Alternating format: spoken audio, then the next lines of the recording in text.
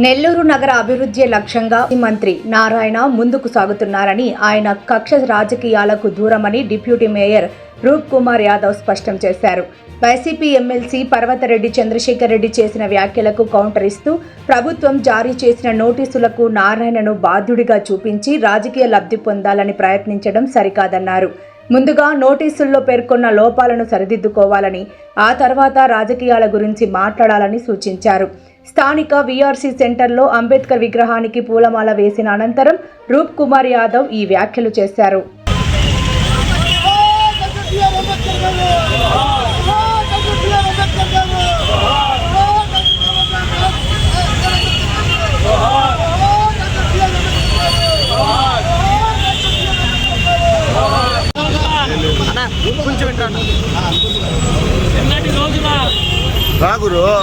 నగరంలోనే ఇదే అంబేద్కర్ బొమ్మ దగ్గర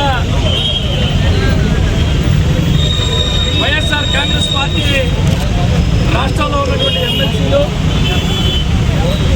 నెల్లూరు నగర నియోజకవర్గం నుంచి వైఎస్ఆర్ కాంగ్రెస్ పార్టీగా పనిచేస్తున్నటువంటి ఎమ్మెల్సీ పర్వతరెడ్డి చంద్రశేఖర్ రెడ్డి గారికి ఏదో జరిగిపోయిందని చెప్పి మొత్తం అందరూ రాష్ట్రంలో ఉన్న వైఎస్ఆర్ కాంగ్రెస్ పార్టీ ఎమ్మెల్సీలు అందరూ, జిల్లా వైఎస్ఆర్ కాంగ్రెస్ పార్టీ అధ్యక్షుల దగ్గర నుంచి అందరూ అంబేద్కర్ గారి సాక్షిగా పెద్ద రాజకీయ డ్రామాకి తెరలేపారు. పెద్ద రాజకీయ డ్రామా.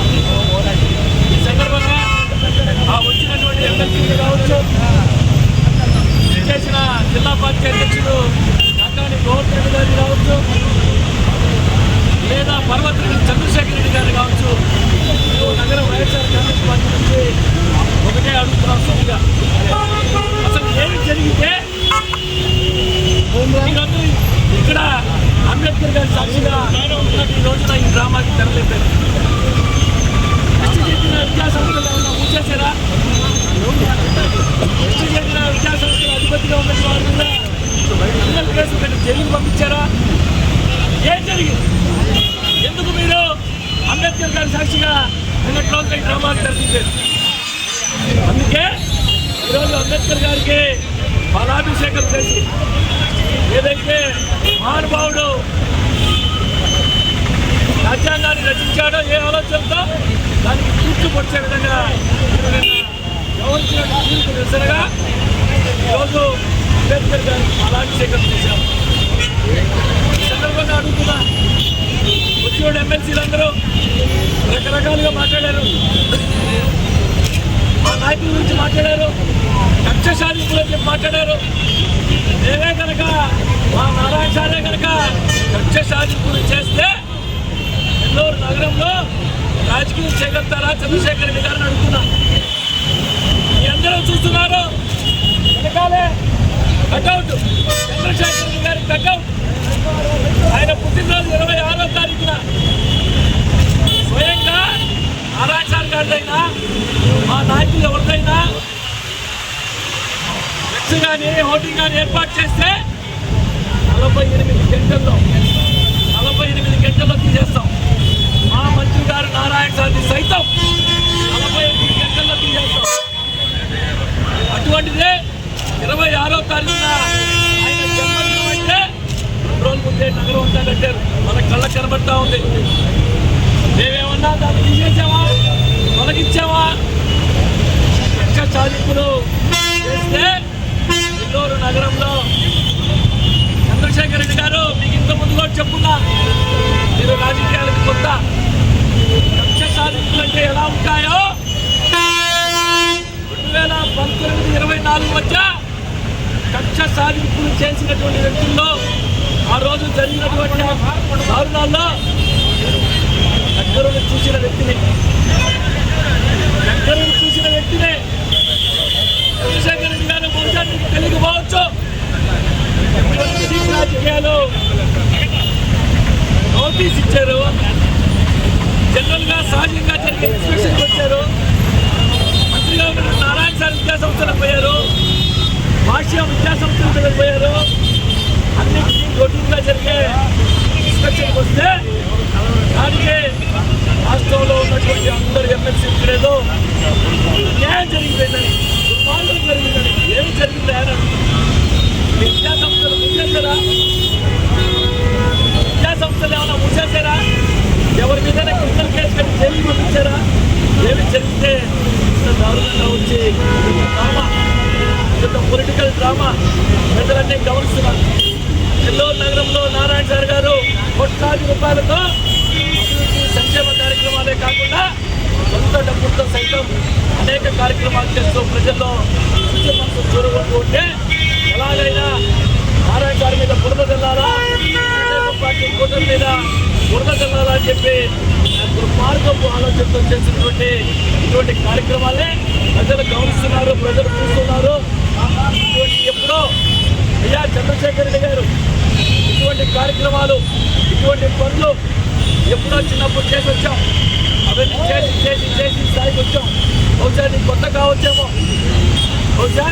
కావచ్చేమో, వచ్చినటువంటి ఆ ఎమ్మెల్సీని అడుగుతున్నా, రాష్ట్రం నుంచి వచ్చిన ఎమ్మెల్సీ అయ్యా నీకు వేరే పని లేదా?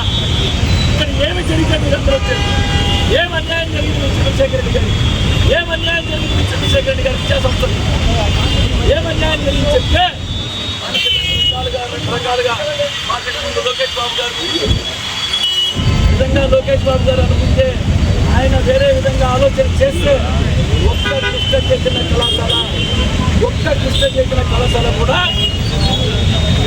ఏది కూడా సరైన ప్రమాణాలు పాటించుకుంటూ జరుగుతున్నటువంటి ఒక్క కృష్ణ చేసిన కళాశాల కూడా తెచ్చి ఉండదు. నిజంగా కనుక లోకేష్ బాబు గారు ఆ విధంగా ఆలోచన చేస్తే ఇటువంటి దానికి గవర్నమెంట్ కాదు ఏదో ప్రజల్లో ఒక రకమైనటువంటి భయాందోళన కల్పించాలా, ఒక రకమైనటువంటి ఉన్నది లేనట్టు చేస్తూ అనేక రకాల దుర్మార్గాలు చేస్తున్నారు. ప్రజలందరూ గమనిస్తున్నారు. చంద్రశేఖర్ రెడ్డి గారు మీకు మళ్ళీ చెప్తున్నాం, వంట పాడేదానికి వచ్చిన ఎమ్మెల్సీ చెప్తున్నాం, మా నారాయణ సార్ చేరికైనా సరే అభివృద్ధితోనే సమాధానం చెప్తాడు నారాయణ సారు. ఎవరు చేయని విధంగా టీఆర్ఎస్ స్కూల్ చేస్తే దాని మీద అనేక రకాల పనులు. టీఎస్ఆర్ హై స్కూల్ ఒకసారి పెట్టుకుంటే మూలాపేటలో ఉన్నటువంటి టీఎస్ఆర్ హై స్కూల్ ఈరోజు అందరికీ సీట్ల కోసం స్కూల్స్లో సీట్లు లేవని కోర్టు ఈరోజు అంటే లేకపోతే కాపులో ఉంటే తప్ప ఇటువంటి దుర్మార్గపు పనులు, ఇటువంటి చీప్ పాలిటిక్స్ చేయదని చెప్పి సందర్భంగా ఇద్దరు పడుతున్నాం. నారాయణ సార్ గారి తరఫున, నారాయణ సార్ గారి పక్షాన నగరం తెలుగుదేశం పార్టీ మొత్తం మేము కేవలం మా అభివృద్ధితోనే మీకు సమాధానం చెప్తాము. అంత కాకుండా ఈ సందర్భాల్లో మేము మాట్లాడినప్పుడు కూడా మా పోటీ నాయకులు, కార్యకర్తలు ఎవరైనా ఆవేశంలో ఏదైనా చెప్పినప్పుడు నారాయణ సార్ మా అందరికీ చెప్పే మాట ఉంది, మనం మన అభివృద్ధితోనే సమాధానం చెప్తాం, ఎవరితో వద్దు, ఎవరిని పక్షికాపించొద్దు, చెప్తున్నారు.